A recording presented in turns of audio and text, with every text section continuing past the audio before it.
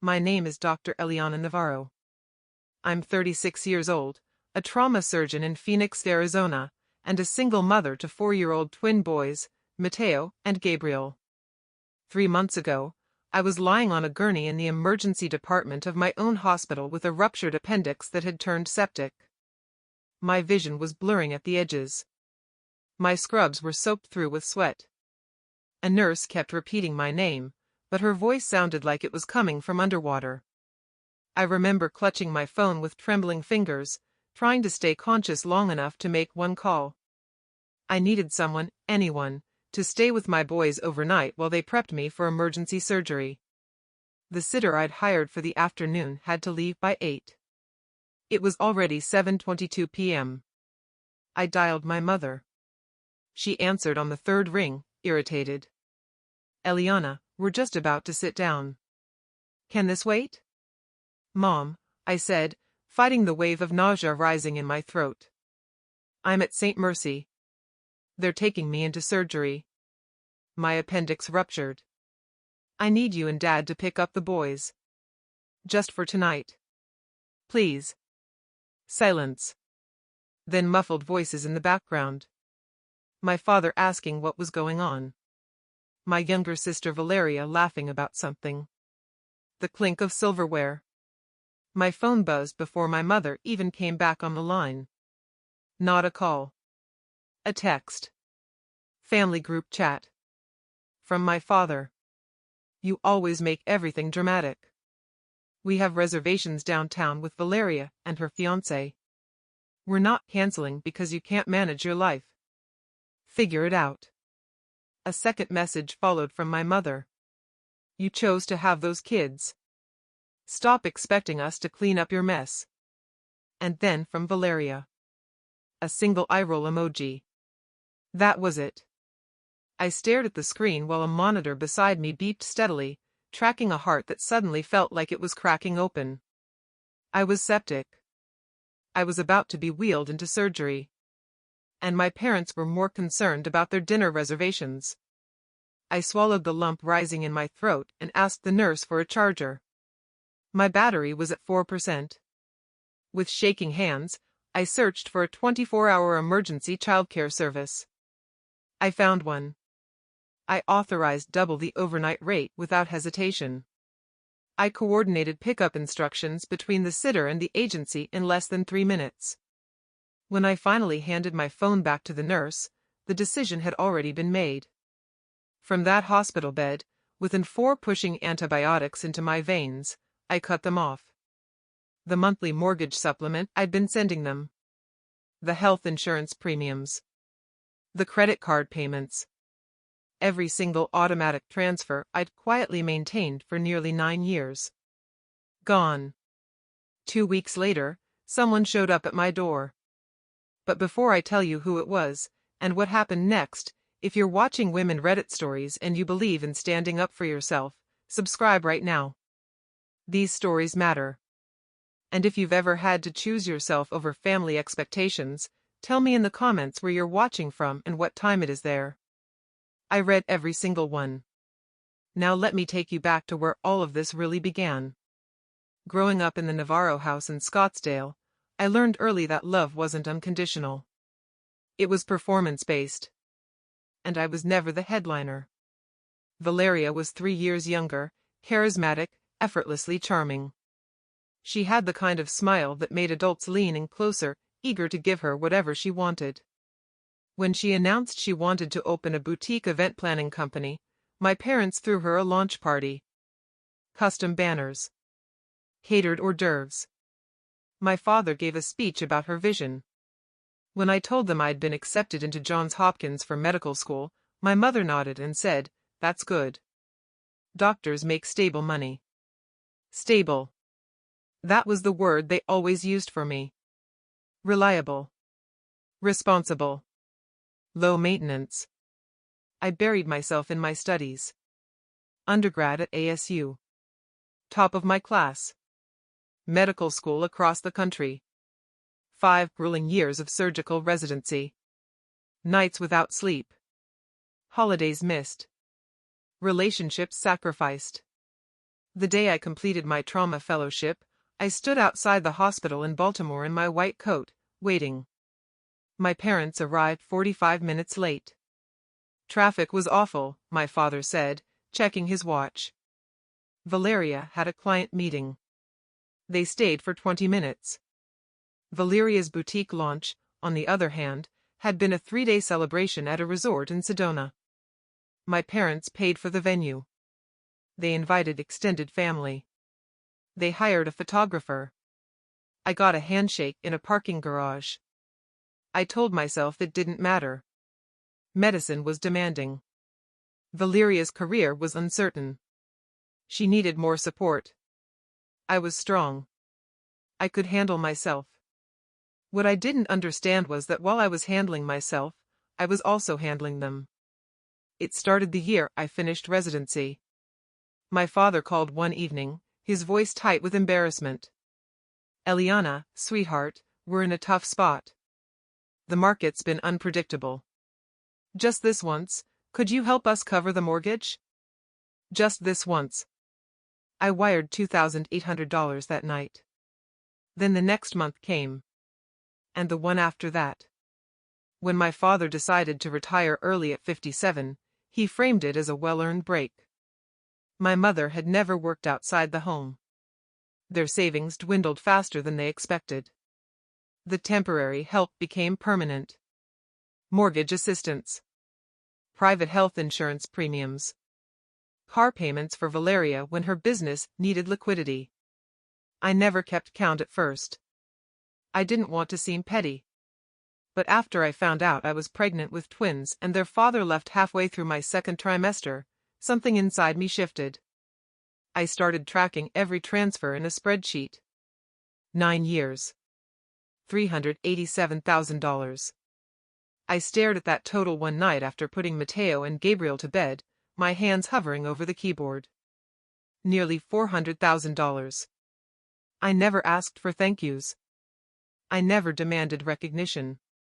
But I also never imagined that when I was being rolled into surgery with a potentially life-threatening infection, they would call me dramatic. The surgeon on call that night was Dr. Aaron Patel. We'd worked together for years. He squeezed my hand before they wheeled me back. "Who's with the boys?" he asked gently. "I handled it," I said. He studied my face for a moment, then nodded. I didn't cry. Not when they put me under. Not when I woke up in recovery. Not even when I read the group chat again the next morning to make sure I hadn't hallucinated it. The words were still there. You chose to have those kids. I chose them. And that was the difference. On day 3 of my hospital stay, I opened my banking app and canceled every automatic transfer. There was no dramatic music. No shaking hands. Just a quiet, deliberate click. It felt like setting down a weight I had mistaken for love. I knew there would be fallout. I just didn't expect it to arrive so soon. 2 weeks after my surgery, on a Saturday morning, as I was flipping pancakes in our small rental kitchen while Mateo argued with Gabriel about who got the blue plate, there was a knock at the door. 3 firm, deliberate knocks. I wiped my hands on a towel and walked to the entryway, my pulse quickening. I glanced through the peephole. And my breath caught. Standing on my doorstep was a tall man in his late 70s, silver hair combed back neatly, posture straight despite the cane in his hand. Judge Alejandro Navarro. My grandfather. And he did not look pleased. Grandpa Alejandro didn't wait for me to say anything. The moment I opened the door, he stepped forward and pulled me into a hug that was firm, steady, and unshaking, the kind of hug that didn't ask permission because it didn't need to. "Let me look at you," he said, pulling back slightly. His dark eyes scanned my face, then dropped to my abdomen as if he could see the surgical incision through my sweater. "You're thinner." "I'm fine," I said automatically. He gave me a look that told me he'd spent 42 years on the federal bench detecting lies more convincing than that one. "I know what happened," he said quietly. "Marisol told me." Aunt Marisol. My mother's older sister. The only person in the family who had ever called my parents out, softly, carefully, but consistently. I stepped aside to let him in. Matteo and Gabriel immediately abandoned their pancake debate and ran toward him. "Bisabuelo!" Matteo shouted. Grandpa's stern expression softened instantly. He bent with surprising ease, bracing on his cane as the boys wrapped themselves around his legs. "Well," he murmured, smoothing Gabriel's hair. "These must be the young men who almost lost their mother." My throat tightened. He followed me into the kitchen and sat at the small wooden table, watching the boys chatter about dinosaurs and playground politics as if nothing in the world could be more important. After a moment, he looked up at me. "Eliana," he said calmly, "I need you to come somewhere with me next weekend." I turned off the stove. "Where?" He reached into his jacket pocket and pulled out a cream-colored envelope. Heavy paper. Formal. "My 81st birthday," he said. "Everyone will be there." Everyone. My parents. Valeria. Cousins. Aunts. Uncles. Family friends. He held my gaze. "And there are some things that need to be addressed." The air shifted. "Grandpa," I began. He raised his hand gently. "You don't have to explain anything to me. But I need you to trust me." I sat down across from him, suddenly aware of how small my kitchen felt. "How did you find out?" I asked. "Marisol called the night of your surgery," he said. "She'd heard from one of your cousins that your parents were out to dinner when you were taken in." His jaw tightened almost imperceptibly. "She told me what was said in that group chat." I stared at the wood grain of the table. "I thought maybe I was overreacting," I admitted. "Maybe I was too emotional." "It was surgery. People panic." "Did they panic?" he asked quietly. "No. They dismissed it." He nodded once. "I have watched this dynamic for decades," he said. "The way your parents elevate Valeria and minimize you." I stayed silent longer than I should have. I shook my head. "It's not your responsibility." "It is," he interrupted softly. "When injustice happens inside a family, silence becomes complicity." The word injustice hung between us. He leaned forward slightly. "Tell me something. Do you have records of the financial support you've given them?" My stomach dropped. "Yes." "For how long?" "Since I finished residency." "How much?" I hesitated. "About $387,000. He didn't blink. "Good," he said. "Good. I want you to compile everything. Every transfer. Every payment. Dates. Totals. Organize it." "Why?" "Because at my birthday gathering, in front of the entire family, I intend for the truth to be established." My heart began to pound. "That will humiliate them." He held my gaze. "Facts do not humiliate people, Eliana. Their behavior does." I wrapped my hands around my coffee mug to steady them. "What if everyone believes them instead?" I asked quietly. "What if they say I'm unstable? That surgery made me dramatic?" He studied me for a long moment. "The people who matter will see what is in front of them," he said. "And the people who don't were never truly on your side." The boys were now attempting to stack pancakes on top of each other like building blocks. Grandpa watched them with something like pride. "You have carried this family financially for nearly a decade," he said. "And they still had the audacity to call you a burden. That is not a misunderstanding. That is exploitation." The word landed heavier than injustice. "Exploitation." I nodded slowly. "I don't want revenge," I whispered. "This isn't revenge," he said calmly. "This is a correction." Over the next 10 days, I printed everything. Bank statements. Wire confirmations. Insurance premium receipts. Screenshots of texts. 9 years of quiet, consistent support. When I stacked the pages together on my dining table, the pile was nearly 2 inches thick. The final number was larger than I remembered. $392,640. Interest and incidental payments I'd forgotten to count. I sat staring at the stack long after the boys went to bed. Aunt Marisol came by 3 days before the party. She flipped through the folder slowly, her lips pressed into a thin line. "Eliana," she said finally, "do you understand what this represents?" "I do. This is generational money. You built their retirement while building your career and raising twins alone." I didn't respond. She closed the folder carefully. "And they painted you as unstable." I pressed my palms flat against the table. "I just want them to acknowledge it," I said. "To admit it." Marisol gave a sad smile. "People who benefit from silence rarely volunteer to break it." That night, I received a text from a cousin I hadn't spoken to in months. "Heard you're not speaking to your parents. Valeria said the surgery really affected you. That you've been acting irrational. Just wanted you to know people are concerned." I stared at the message for a long time. They were already preparing the narrative. I felt something inside me harden, not into anger, but into clarity. If they were going to frame me as unstable, I would bring documentation. Grandpa's estate sat on 5 acres in Paradise Valley. White stucco walls. Arched windows. Manicured gardens.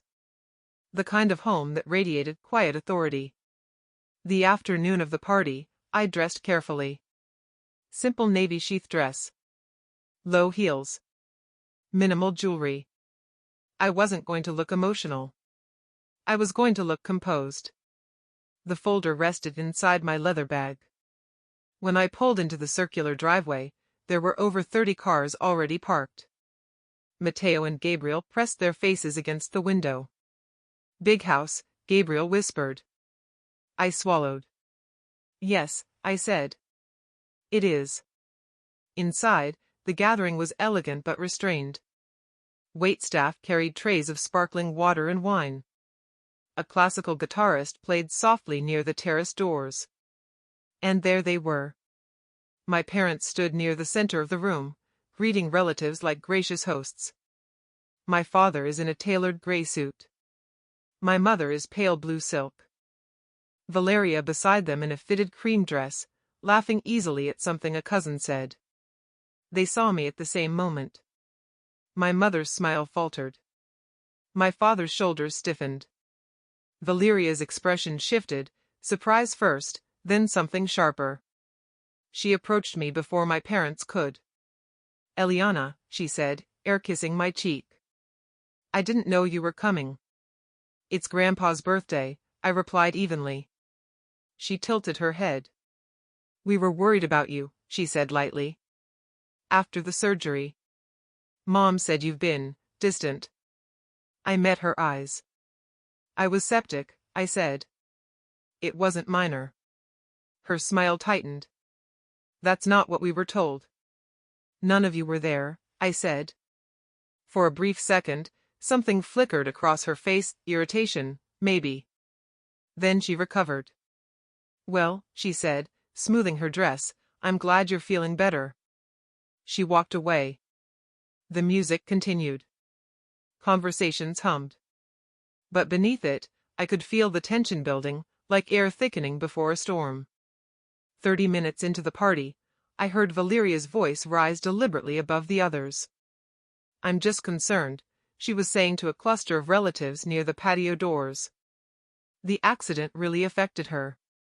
She's been cutting everyone off. Saying things that don't make sense." My mother dabbed her eyes with a napkin. "We've tried reaching out," she added. "She won't respond." Sympathetic murmurs followed.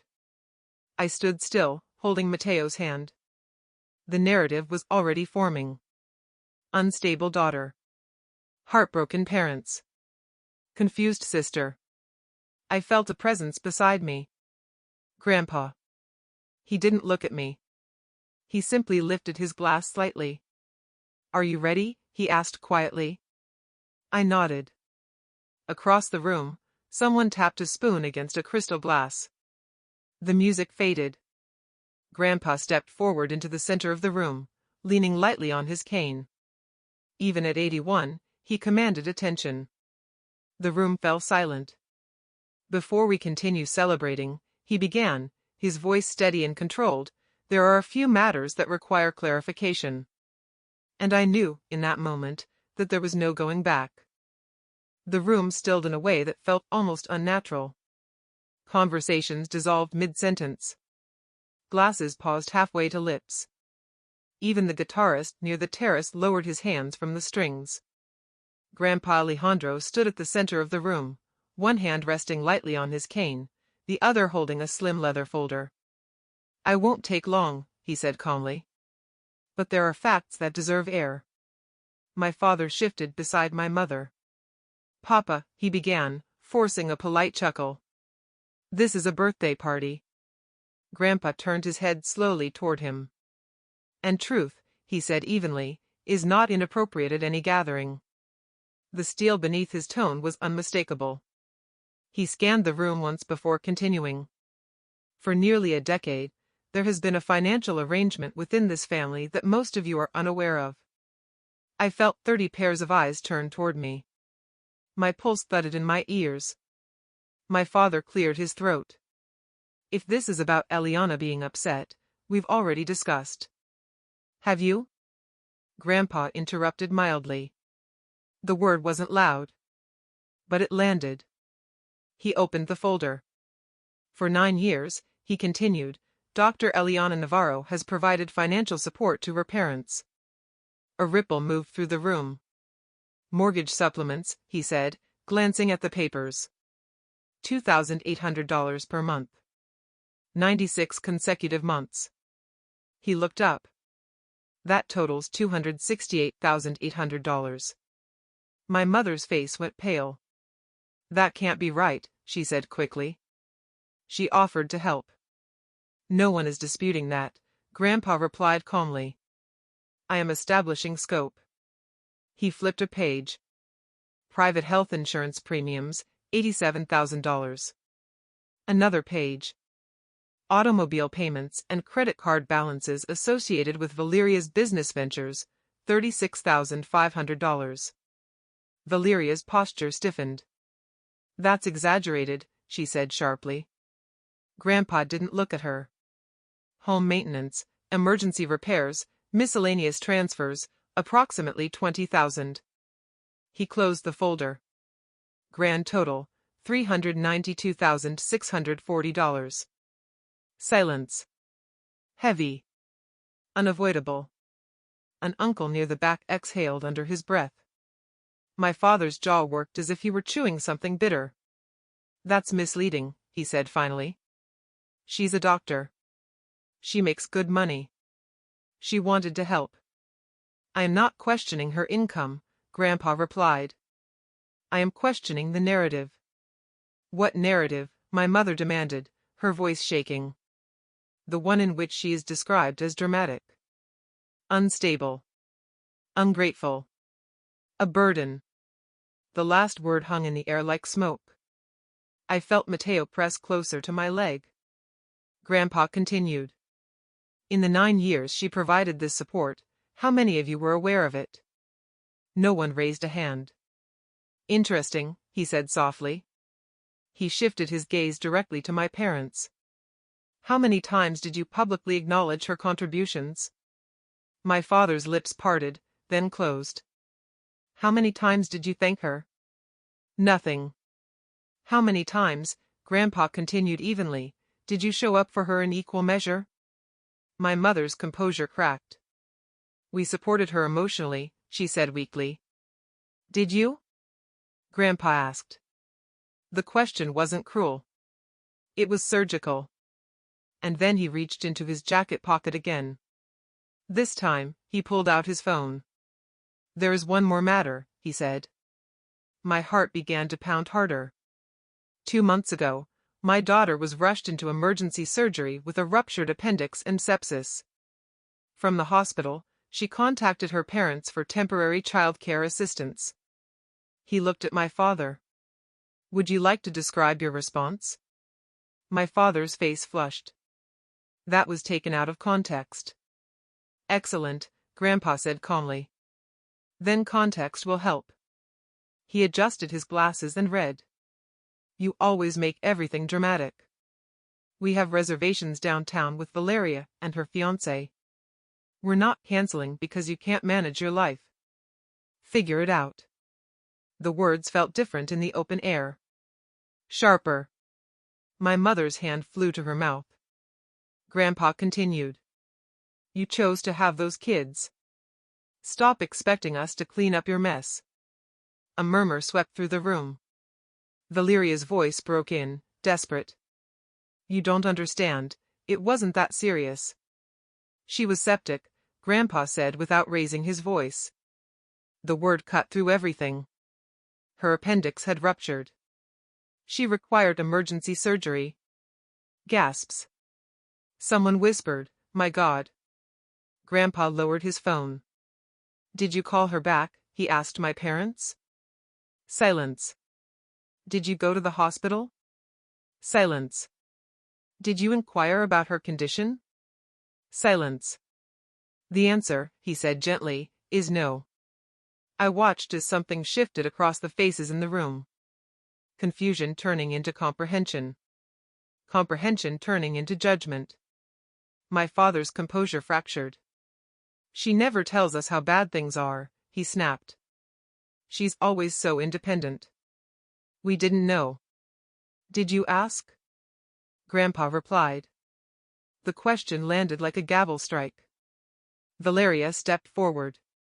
This is humiliating, she said, her voice trembling. Why are you doing this here? Grandpa regarded her calmly. Because misinformation spreads quietly. Correction must be public.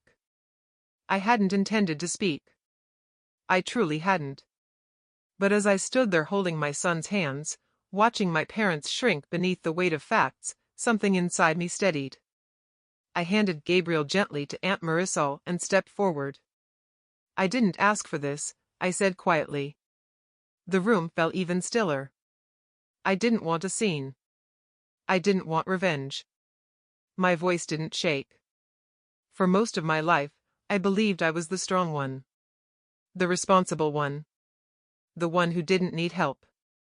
I looked at my parents.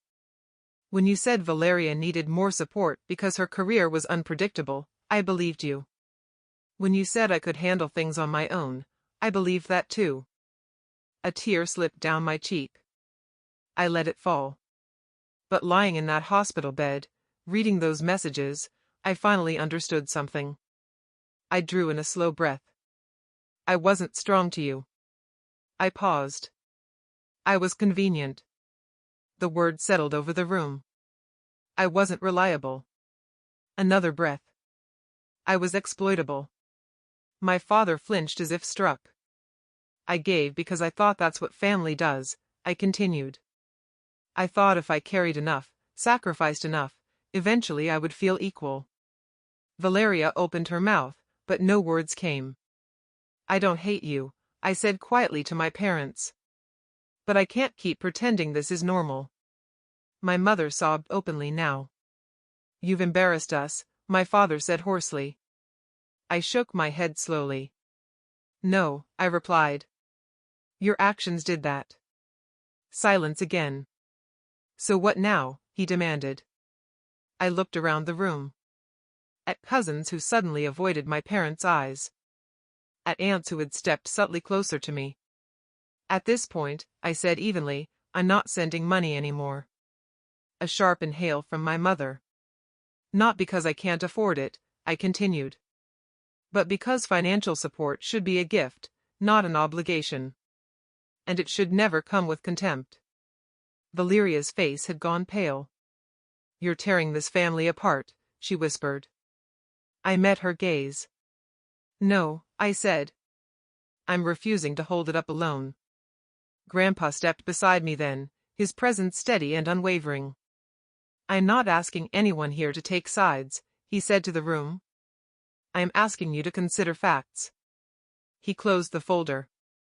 And facts, he added quietly, are not cruelty. They are clarity. No one spoke. No one clapped. But the silence felt different now. Not tense. Resolved. And as I stood there with my sons close to me, watching the carefully constructed image of my parents begin to fracture under truth, I understood something for the first time in years. I wasn't the dramatic one. I was just the only one willing to say it out loud. No one moved for several long seconds after Grandpa closed the folder. The guitarist near the terrace shifted awkwardly, unsure whether to resume playing. A server froze mid-step with a tray of champagne flutes. Conversations didn't restart. They didn't know how. The silence wasn't chaotic. It was recalibrating. My father's shoulders, once squared with quiet superiority, seemed to fold inward. My mother clutched her clutch purse like it was the only solid thing left in the room. Valeria stood slightly behind them now, no longer at the center, no longer glowing. An aunt I hadn't spoken to in years approached me slowly. "Eliana," she said softly, her hand brushing my arm. I had no idea. "I know," I replied. And I did know. That was the point. No one had known because I had never told them. Because I believed silence was loyalty. Across the room, my father attempted to recover. "This is a family matter," he said stiffly. It didn't need to become a spectacle. Grandpa's voice answered before anyone else could. It ceased being private when misinformation became public. Another shift. Small. But decisive. My mother stepped forward then, her voice trembling. "You think we didn't love you?" she asked me directly, tears streaking her makeup. "After everything we did?" The question might have undone me once. But not now. "I think you loved the version of me that required nothing," I said quietly. The words weren't cruel. They were simply true. Valeria let out a shaky breath. "You always act like you were some kind of martyr," she said, her voice thin. "You never said no." "You're right," I replied calmly. I didn't. The admission startled her. "I didn't say no because I thought that's what good daughters do," I continued. "They absorb. They adapt. They don't complain." I looked at her. "But that doesn't make what happened healthy." My father ran a hand through his hair, a gesture I'd seen countless times when he felt cornered. "So what is this?" he demanded. "Punishment?" "No," I said. "It's a boundary." The word felt foreign in that room. Boundary. Grandpa rested both hands on the top of his cane. "Eliana has chosen to discontinue financial support," he said evenly. "That is her right." A cousin near the back muttered something under his breath that sounded suspiciously like, "About time." My mother's composure fractured again. "We'll lose the house," she whispered. It wasn't accusation. It was realization. I felt something inside me twist, not guilt, but grief. For the version of my parents I had once tried so hard to protect. "I didn't build that house," I said gently. "You did. And you can decide how to keep it." Valeria stared at me as though seeing someone unfamiliar. "You're serious," she said. "Yes." There was no anger in it. Just finality. Grandpa glanced at his watch then. "We will resume celebrating now," he announced calmly. "My birthday remains intact." A few people let out nervous laughter. The guitarist resumed playing, softer this time. The party didn't return to what it had been. It couldn't. Something fundamental had shifted. Clusters formed differently. My parents stood alone longer than they ever had at a family event. No one confronted them. No one attacked. But the easy warmth that had always surrounded them was gone. It had been replaced with distance. Measured. Observant. I didn't gloat. I didn't feel triumphant. I felt tired. Aunt Marisol took Mateo's hand and led him toward the dessert table while Gabriel clung to my leg. "You okay?" she asked quietly. "I think so." Grandpa approached us once more. He didn't smile, but there was approval in his eyes. "You handled yourself with dignity," he said. "I didn't plan to speak," I admitted. "Sometimes," he replied, "clarity invites courage." Across the room, my father leaned close to my mother, speaking urgently. Valeria stared down at her phone, her expression tight. I knew they would leave early. They always left when things weren't centered around them. An hour later, they did. No announcement. No goodbyes. Just a quiet exit through the side doors. Several relatives noticed. No one stopped them. The absence they left behind felt lighter. Not celebratory. Just honest.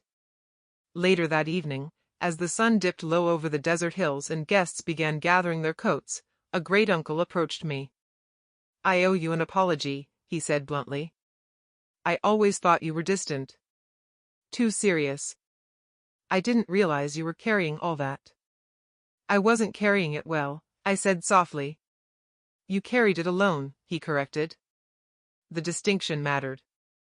By the time I buckled the boys into their car seats and drove home under the fading orange sky, my phone had already begun vibrating with messages. Some were simple. "I'm sorry." Others were longer. "I believed what your parents said." "I didn't know."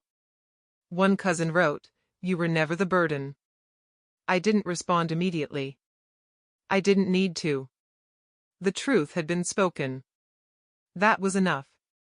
The next morning, the family group chat, the one that had delivered those messages while I lay in a hospital bed, was silent.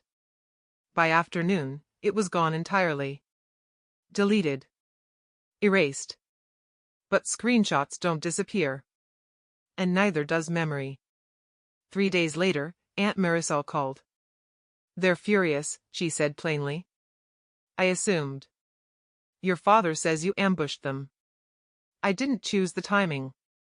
"No," she agreed. "You chose transparency." I sat at the kitchen table, watching Mateo and Gabriel build a tower out of mismatched blocks. "What happens now?" I asked quietly. Marisol exhaled. "That depends on whether they decide to reflect or retaliate." I knew my parents.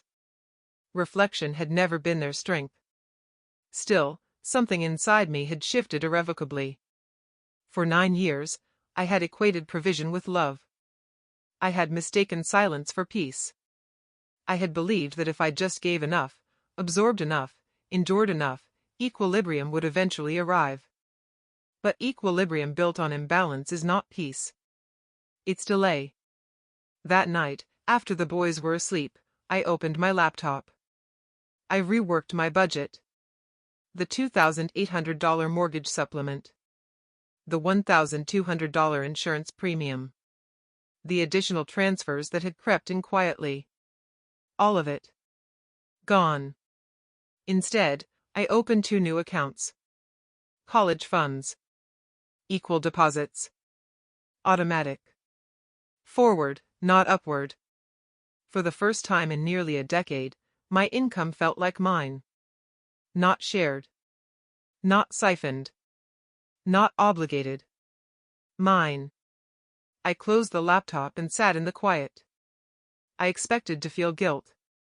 Instead, I felt something steadier. Relief. Not because my parents were struggling, but because I was no longer complicit in my own depletion. A week later, the first consequence arrived. And it wasn't subtle. A week later, my father called. Not from his usual number. From my mother's. I watched it ring across the kitchen counter while Mateo and Gabriel argued over which cartoon to watch. I let it go to voicemail. 30 seconds later, it rang again. This time from an unknown number. I silenced it. The voicemail notification appeared almost immediately. I didn't listen to it right away. Instead, I poured juice into 2 small cups, handed them to the boys, and sat down at the table with my phone in my palm.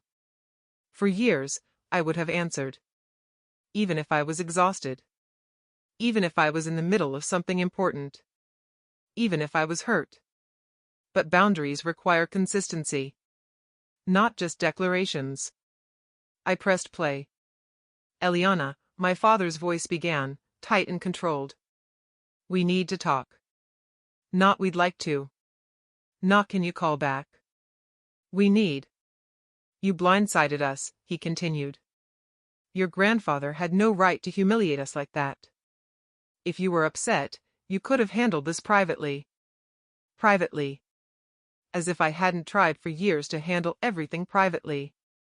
My mother's voice entered the background. She's not answering? Then back to my father. This has gotten out of hand. We've had 3 relatives call asking questions. Your mother is devastated. We deserve an explanation. The message ended without goodbye. I stared at the phone for a long moment. Then I deleted it. That evening, Aunt Marisol called again. They're panicking, she said without preamble. About what specifically? The mortgage. I closed my eyes briefly. What about it? They didn't adjust anything, she said. They assumed you would cool off. That this would pass. It almost made me laugh. 9 years of automatic transfers had conditioned them into certainty. I had become infrastructure. Invisible but essential. When is it due? I asked. End of the month. 3 days away. I felt something shift, not satisfaction, but inevitability. They'll have to figure it out, I said quietly. Marisol was silent for a moment. You don't sound angry. I'm not. What are you? I looked at my sons chasing each other through the living room. Done, I replied. The end of the month came and went. No deposit left my account. No emergency transfer. No last-minute rescue. 2 days later, I received a text from my mother. You're really going to let us lose the house? I read it once. Then again. And something about the phrasing struck me. Let us. As if I held the deed. As if I was the architect of their situation. As if adulthood was optional for them but mandatory for me. I typed a response slowly. I'm not letting anything happen. I'm simply no longer preventing it. I stared at the words before pressing send. It felt measured. Not cruel. Accurate. Her reply came almost instantly. So that's it? After everything we sacrificed for you? I put the phone down. Because that was the narrative. Sacrifice. As if raising me had been a burden. As if parenthood was transactional. As if love required reimbursement. 2 days later, Aunt Marisol called again. They've listed the house. The words landed softer than I expected. Already? They met with a realtor. Apparently the bank wasn't interested in extensions. I walked to the window and looked out at the small patch of grass behind our rental. Mateo was attempting to teach Gabriel how to ride his balance bike without wobbling. Where will they go? I asked. Frank offered the guest house, she said. Temporarily. But he made it clear it's conditional. Conditional how? They need jobs. I almost smiled. Jobs. My father had retired early at 57, proudly announcing he was done with corporate politics. My mother had never worked outside the home. They haven't had full-time work in years, I said. I know. And Valeria? Marisol exhaled. She's not in a position to help. I felt my shoulders stiffen. What does that mean? Word travels fast, she said. Apparently someone connected to her fiancé's firm was at the party. The story reached a client. One of her bigger event contracts pulled out. I absorbed that quietly. And the fiancé? They postponed the wedding. Not cancelled. Postponed. But I knew what that meant. Silence stretched between us.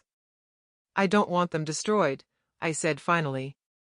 I know you don't, Marisol replied gently. But you didn't destroy anything. You stopped subsidizing it. The distinction mattered.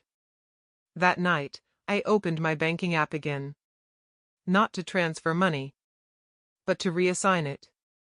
The $4,000 that would have covered their mortgage and insurance now flowed into two new lines in my budget. Education savings. Emergency fund. Investments. Forward motion. For the first time since finishing residency, I wasn't running financial triage for people who refused to acknowledge the wound. I was building. 3 weeks later, the for sale sign went up in front of my parents' house. A cousin sent me a picture. I stared at it longer than I expected. That house had hosted birthdays, graduations, Christmas dinners where I'd sat quietly at the end of the table while Valeria opened more gifts than anyone else. It had felt permanent, stable, untouchable. But permanence built on dependence isn't permanence. It's delay. A few days later, my father called again. This time, I answered. Silence stretched on the other end before he spoke.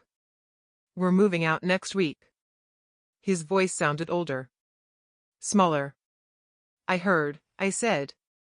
We never thought you'd actually do it. There it was again. The assumption. You thought I'd keep paying? We thought you'd calm down. I took a slow breath. I wasn't angry, I said. You embarrassed us. You embarrassed yourselves. He exhaled sharply. You've changed. Yes, I replied. Silence. Then, softer. You could have warned us. I did, I said. When I canceled the transfers. He didn't argue. Because there was nothing to argue. After we hung up, I sat very still. I expected to feel vindicated. Instead, I felt something quieter. Grief. Not for the house. Not for the money. But for the illusion I had spent 9 years protecting. The next consequence didn't take as long. And this time, it came from Valeria. Valeria called on a Tuesday night, nearly 6 months after Grandpa's birthday. I almost didn't answer. The boys were already in pajamas, sprawled across the living room rug with crayons, arguing about whether a T-Rex could beat a spaceship. My phone lit up on the coffee table. Her name. I stared at it longer than I should have. Then I picked up. Hello? Silence for half a second. Then her voice. Eliana. It sounded different. Thinner. Stripped of its usual polish. I won't take long, she said quickly, as if afraid I'd hang up. Just, please listen. I'm listening. Another pause. I'm sorry. The words came out uneven, like they had to force their way through something sharp. For what? I asked, not unkindly. For everything, she said. For how I treated you. For acting like you were dramatic. For laughing at that text. Her voice faltered. When you were in the hospital. The memory surfaced instantly. The eye roll emoji. The dismissiveness. I was septic, I said quietly. I know. Her inhale hitched. I didn't understand how serious it was. Mom downplayed it. She said you were overreacting. And she stopped. I didn't question it. Why not? The question wasn't accusatory. Just direct. Silence stretched. Because I didn't want to, she admitted finally. It was easier to believe you were exaggerating than to admit we were wrong. I let that settle. And the money? I asked. Her voice dropped. I didn't know the full amount. You didn't ask. No, a shaky exhale. I didn't. There it was again. The pattern. Avoidance masquerading as innocence. I liked being the favorite, she continued, the confession coming faster now. I liked that things worked out for me. That Mom and Dad always showed up. I didn't look too closely at how that was possible. And now? A humorless laugh. Now I'm waitressing part-time and trying to renegotiate contracts that aren't coming back. I absorbed that quietly. I heard about the wedding, I said. It's postponed, she replied. Apparently financial instability isn't attractive. The irony wasn't lost on either of us. Are you calling to ask for money? I asked gently. No, she said quickly. No. I wouldn't do that. I needed to tell you I see it now. What you were carrying. What we were taking. I looked across the room at Matteo carefully drawing a crooked rocket ship.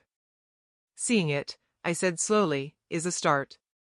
I don't expect forgiveness, she whispered. I'm not holding a grudge, I replied. But forgiveness doesn't erase history. I know. Silence again. Start building something that doesn't depend on someone else absorbing the cost, I said finally. That's all. She let out a breath that sounded almost like relief. I'm trying, she said. Good. We hung up without ceremony. No dramatic reconciliation. No promises. Just space. Afterward, I sat very still for a long time. I didn't feel triumphant.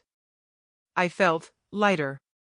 Not because she was struggling, but because she was finally confronting reality.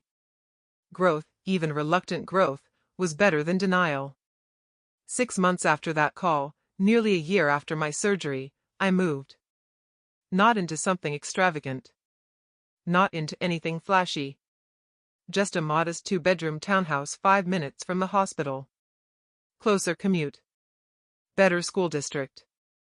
Lower overhead. When I carried the last box inside, Matteo ran from room to room declaring which corner belonged to which dinosaur. Gabriel claimed the window seat in the small living area. It's ours, he said simply. Yes, I replied. It was. No hidden transfers. No automatic obligations siphoning away thousands each month. Just rent. Utilities. Savings. And 2 growing college funds that ticked upward quietly, steadily. Grandpa became a regular presence in our lives after the party. Every Sunday, he picked up the boys for what he called judicial adventures. The zoo. The botanical gardens. Ice cream I pretended not to notice. You're raising them well, he told me one evening, standing on my small patio while the boys raced each other across the grass. I'm trying. You're doing more than that, he said. Coming from him, that meant something. Aunt Marisol came by twice a month for dinner. She never treated me like I was fragile. She treated me like I was capable. You know what impresses me, she said one evening while drying dishes. You didn't turn bitter. I considered that. I thought about it, I admitted. She smiled faintly. What stopped you? I dried my hands and looked toward the living room where the boys were building a fortress out of couch cushions. Bitterness would mean I'm still letting them take something from me, I said. I'm not. As for my parents, they were still in Uncle Frank's guest house. Dad had taken a part-time job at a hardware store. Mom was doing bookkeeping for a small church. Not glamorous. Not comfortable. But real. Some nights, I wondered if they lay awake thinking about how it had unraveled so quickly. If they replayed the party in their minds. If they questioned the assumptions they had carried for decades. But those were their questions to sit with. Not mine to manage. One evening, after tucking Matteo and Gabriel into their new bunk beds, I stood in the doorway watching them sleep. Their breathing steady. Unburdened. They would grow up differently. Not because I would give them everything. But because I would never make them believe love had to be earned through depletion. That was the inheritance I was choosing to break. A year ago, I was lying in an operating room, unsure if I would wake up. Today, I was standing in a home I paid for alone, watching two boys who would never question whether their mother would show up. The difference wasn't dramatic. It was structural. And it was permanent. I didn't know what would happen next with my parents. Maybe someday they would reach out without defensiveness. Without entitlement. Maybe they would apologize in a way that didn't redirect blame. If that day came, I would consider what rebuilding might look like. But I wasn't waiting for it. I wasn't shaping my future around the possibility of their growth. For the first time in my adult life, my energy flowed forward. Not upward. Not backward. Forward. And that made all the difference. The final lesson took longer to understand. But when it settled, it stayed. For most of my life, I believed love was something you earned through usefulness. If you were dependable enough, generous enough, self-sacrificing enough, eventually you would be valued. Eventually you would be safe. Eventually you would be chosen. What I didn't realize was that love built on performance isn't love. It's leverage. I thought if I absorbed enough pressure, the family structure would stabilize. Instead, I became the support beam everyone leaned on, and no one reinforced. The night of my surgery changed that. Not because my parents refused to come. Not even because of the text. It changed because in that hospital bed, staring at my phone while antibiotics dripped into my veins, I understood something with brutal clarity. If I disappeared, the system would keep functioning. But if I stopped paying, it would collapse. That wasn't love. That was dependency disguised as affection. Over the past year, there have been small shifts. Not dramatic ones. My father called once more, months ago now. Not to demand. Not to accuse. Just to ask how the boys were doing. It was brief. Awkward. He didn't apologize. But he didn't deflect either. My mother sent a birthday card to Matteo and Gabriel with $20 bills tucked inside. No note for me. Just love, Grandma. Valeria texts occasionally. Updates about job interviews. About rebuilding her client list slowly. She doesn't ask for help. And I don't offer it. Not out of cruelty. But out of respect for growth. Because if someone never has to carry their own weight, they never learn how. The house eventually sold. For less than my parents had hoped. They're still with Uncle Frank, saving, adjusting, recalibrating a life they assumed would be subsidized indefinitely. I don't celebrate that. I don't resent it either. It simply is. And for the first time in years, I'm not managing it. Last week, Grandpa came over for dinner. He moved a little slower now. But his eyes were as sharp as ever. Matteo showed him a drawing of a courtroom where dinosaurs were on trial for stealing cookies. Grandpa laughed, a deep, unguarded sound. After the boys went to bed, we sat on the patio. "Do you regret it?" he asked quietly. "The party?" He nodded. I thought about it carefully. "No," I said finally. "I regret waiting so long." He studied me for a moment, then gave a small approving nod. "Truth has a cost," he said. "But so does silence." He left shortly after, leaning on his cane as he walked to his car. I watched his taillights disappear down the street and felt something settle in my chest. Peace. Not because everything was fixed. Not because relationships had magically healed. But because I was no longer negotiating my worth. If there's one thing I learned through all of this, it's this. Family can be sacred. But it is not exempt from accountability. Love does not require self-erasure. And sacrifice is only noble when it's chosen freely, not extracted quietly. For 9 years, I mistook endurance for virtue. I thought being the stable one meant absorbing instability from everyone else. But stability that depends on your depletion isn't strength. It's unsustainable. The night my parents refused to care for my twins during my surgery, something in me stopped trying to earn what should have been given freely. And when Grandpa spoke, when the room went silent and truth replaced narrative, I didn't feel victorious. I felt seen. There's a difference. If you're carrying something that was never yours to carry. If you've been told you're dramatic for asking for basic support.